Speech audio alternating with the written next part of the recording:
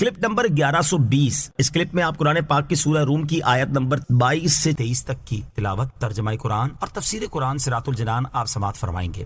بسم اللہ الرحمن الرحیم۔ ترجمہ، اللہ کے نام سے شروع جو نہایت مہربان رحمت والا ہے۔ وَمِنْ آيَاتِهِ خَلْقُ السَّمَاوَاتِ وَالْأَرْضِ وَاخْتِلَافُ أَلْسِنَتِكُمْ وَأَلْوَانِكُمْ إِنَّ فِي ذَلِكَ لَآيَاتٍ لِّلْعَالِمِينَ۔ ترجمہ، اور آسمانوں اور زمین کی پیدائش اور تمہاری زبانوں اور رنگوں کا اختلاف اس کی نشانیوں میں سے ہے، بے شک اس میں علم والوں کے لیے نشانیاں ہیں۔ وَمِنْ آیَاتِهِ، اور اس کی نشانیوں سے ہے۔ اس سے پہلی دو آیات میں اللہ تعالیٰ نے اپنی قدرت کی وہ نشانیاں بیان فرمائیں جو انسان کی اپنی ذات میں ہیں، جبکہ اس آیت میں خارجی کائنات کی تخلیق اور انسان کی لازمی صفات سے اپنی وحدانیت پر استدلال فرمایا ہے۔ آیت کا خلاصہ یہ ہے کہ اے لوگو، آسمانوں اور زمین کی پیدائش اور تمہاری زبانوں اور رنگوں کا اختلاف اللہ تعالیٰ کی قدرت کی نشانیوں میں سے ہے کہ تم آسمان کی طرف دیکھو کہ وہ انتہائی وسیع اور بلند ہے، اس میں رات کے وقت ستارے روشن ہوتے اور یہ آسمان کی زینت ہیں۔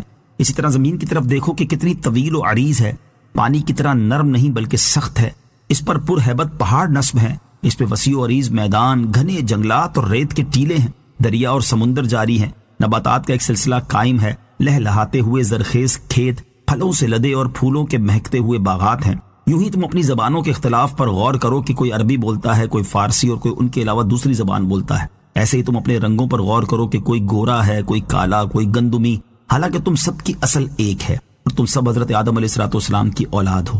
اسی طرح تم اپنی جسمانی ساخت پر غور کرو کہ ہر انسان کی 2 آنکھیں، 2 ابرو، 1 ناک، 1 پیشانی، 1 منہ اور 2 گالیں ہیں، اور انسانوں کی تعداد اربوں میں ہونے کے باوجود کسی کا رنگ، چہرہ اور نقش دوسرے سے پورا نہیں ملتا، بلکہ ہر ایک دوسرے سے جدا ہی نظر آتا ہے۔ اور اگر ہر ایک کی شکل اور آواز ایک جیسی ہوتی تو ایک دوسرے کی پہچان مشکل ہو جاتی اور بے شمار مصلحتیں ختم ہو کر رہ جاتی۔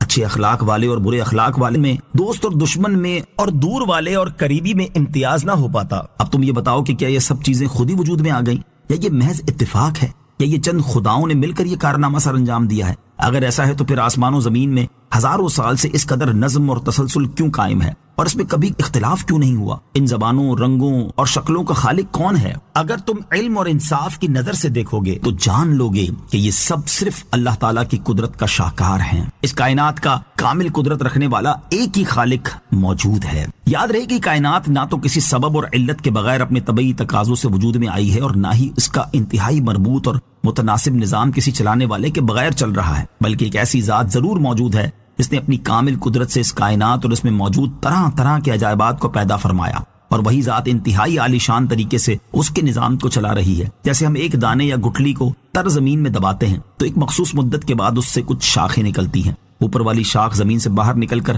ایک تناور درخت بن جاتی ہے، اور نیچے والی شاخ اس درخت کی جڑیں بن جاتی ہیں۔ اس درخت کی طرف دیکھیں تو اس کا تنا بھی لکڑی کا ہے اور جڑیں بھی لکڑی کی ہیں، تنا اوپر کی طرف جاتا ہے اور جڑیں نیچے کی طرف جا رہی ہیں۔ اب اگر لکڑی کا طبعی تقاضا اوپر کی طرف جانا ہے تو جڑیں نیچے کیوں جاتی ہیں، اور اگر اس کا تقاضا نیچے جانا ہے تو تنا اوپر کیوں جاتا ہے؟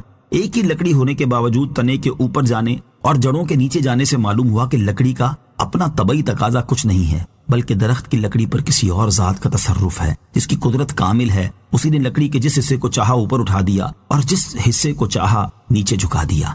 یوں ہی اس کائنات کے نظام کو دیکھیں تو نظر آئے گا کہ روزانہ سورج ایک مقررہ جہت سے طلوع ہوتا ہے اور ایک مقررہ جہت میں غروب ہو جاتا ہے، دن کے بعد رات آتی ہے اور رات کے بعد دن نکل آتا ہے۔ ہر سال اپنے اپنے موسموں میں کھیتیاں پروان چڑھتی ہیں، پھول اپنے وقت پر کھلتے ہیں، پھل اپنی مدت پر نکلتے ہیں۔ پوری دنیا میں خاص طریقے سے ہی انسان پیدا ہو رہے اور مخصوص مدت کے بعد مر رہے ہیں۔ حشرات الارض سے لے کر درندوں تک، چرندوں سے لے کر پرندوں تک، ہر ایک کی ساخت اور تخلیق اس کے حال کے مطابق ہے، اور ان کی ضرورت کے تمام اعضاء ان میں موجود ہیں۔ ہر ایک کی غذا اور اسے حاصل کرنے کا طریقہ مختلف ہے، اور ہر علاقے میں رہنے والے کا مزاج اسی علاقے کے ماحول کے مطابق ہے۔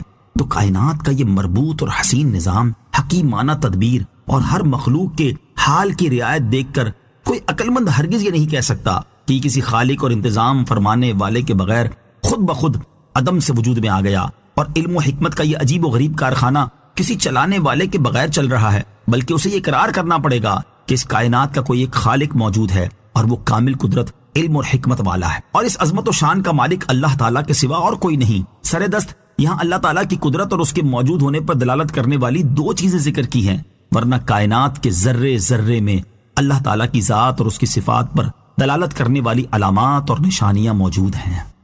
وَمِنْ آيَاتِهِ مَنَامُكُمْ بِاللَّيْلِ وَالنَّهَارِ وَابْتِغَاؤُكُمْ مِنْ فَضْلِهِ إِنَّ فِي ذَلِكَ لَآيَاتٍ لِقَوْمٍ يَسْمَعُونَ۔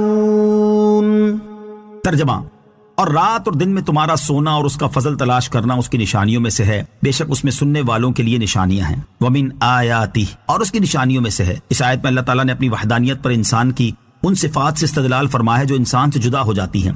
چنانچہ آیت کا خلاصہ یہ ہے کہ اے لوگو، رات اور دن میں تمہارا سونا اور اللہ تعالیٰ کا فضل تلاش کرنا اللہ تعالیٰ کی قدرت کی نشانیوں میں سے ہے کہ تمہیں عادت کے مطابق رات میں نیند آتی ہے اور ضرورت کے وقت تم دن میں بھی سو جاتے ہو، جس سے تھکن دور ہوتی ہے اور تمہارے بدن کو راحت حاصل ہوتی ہے۔ یوں ہی دن میں تم سفر کرتے ہو اور اپنی معیشت کے اسباب کو تلاش کرتے ہو، تو غور کرو کہ تم پر نیند کون طاری کرتا ہے اور نیند کا یہ معمول کس نے بنایا ہے، اور تمہیں معیشت کے اسباب تلاش کرنے کی ہمت اور صلاحیت کس نے دی ہے۔ اگر تم لاپرواہی اور ضد سے کام نہ لو تو تمہیں یہی کہنا پڑے گا کہ ہزاروں برس سے انسانوں کا یہ معمول اور ان کا یہ فطری نظام صرف اسی اللہ تعالیٰ کا پیدا کیا ہوا ہے جو یکتا معبود ہے اور اس کی قدرت کامل ہے۔ اس آیت میں مرنے کے بعد اٹھائے جانے پر بھی دلیل موجود ہے، اور وہ یہ کہ سونے والا مردے کی مانند ہے، تو جو ذات سونے والے کو بیدار کرنے پر قادر ہے تو وہ مرنے والے کو دوبارہ زندہ کرنے پر بھی قادر ہے۔ صلو علی الحبیب صلی اللہ تعالی علی محمد صلی اللہ تعالی علیہ وسلم۔ مجھے اپنی اور ساری دنیا کی لوگوں کی اصلاح کی کوشش کرنی ہے انشاءاللہ عز و جل۔